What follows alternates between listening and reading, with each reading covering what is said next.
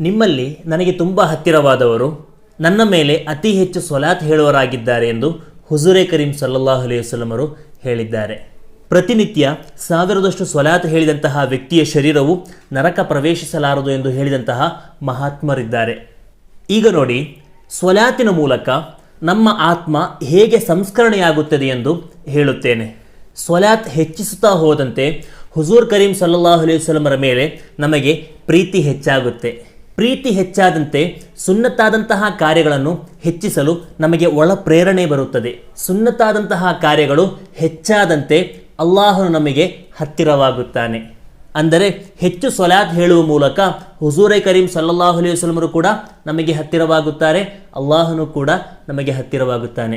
ಇದರ ಅರ್ಥ ಫರ್ಲುಗಳನ್ನು ಉಪೇಕ್ಷಿಸಬೇಕು ಎಂದಲ್ಲ, ಹೊರತಾಗಿ ಬರೀ ಫರ್ಲಾದಂತಹ ಕಾರ್ಯಗಳ ಮೂಲಕ ಮಾತ್ರ ನಮಗೆ ಅಲ್ಲಾಹನನ್ನು ತಲುಪಲು ಸಾಧ್ಯವಾಗಬೇಕೆಂದಿಲ್ಲ. ಹುಜೂರೆ ಕರೀಂ ಸಲ್ಲಲ್ಲಾಹು ಅಲೈಹಿ ವಸಲ್ಲಮರ ಮೇಲೆ ಸ್ವಲಾತನ್ನು ಹೆಚ್ಚಿಸೋಣ, ಆ ಮೂಲಕ ವಿಜಯಿಗಳಾಗೋಣ. ಅಸ್ಸಲಾಮು ಅಲೈಕುಂ ವರಹಮತುಲ್ಲಾಹಿ ತಾಲ ವಬರಕಾತುಹು.